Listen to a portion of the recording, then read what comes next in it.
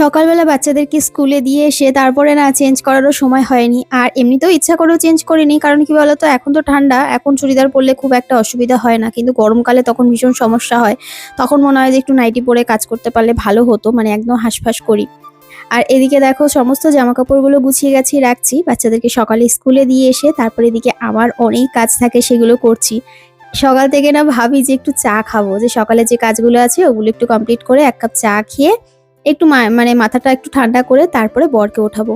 কিন্তু এইসব কাজ করতে, করতে তখন বরের ওঠার সময় হয়ে যায়। তারপরে ওকে স্নান করানো, ওকে ঘরে আনা, ওকে রেডি করা। এইসব করতে, করতে না তারপরে আর হয়ে ওঠে না। তখনই মনে হয় ঠিক আছে চলো তখন একসাথেই চা খাবো। তো এই করে, করে সকালে চা খাওয়াটা স্কিপ হয়ে যায়। একটু আদা দিয়ে একটু র চা খেতে সকালবেলা না খুব ভালো লাগে আমার। আমি যেহেতু সেভাবে একটা কিছু খাই না কিন্তু চাটা খেতে খুব ভালো লাগে। চাটা খাই ওই একটু টেনশন হয় মাঝে, মাঝে সেগুলো দূর করার জন্য। টেনশন বলতে এমন নয় যে চা খাওয়া পুরো নেশা হয়ে গেছে সেটাও নয়। কিন্তু একটু ভালো লাগে। কাজবাজ সেরে নিজেকে একটু ফ্রেশ মনে হয়।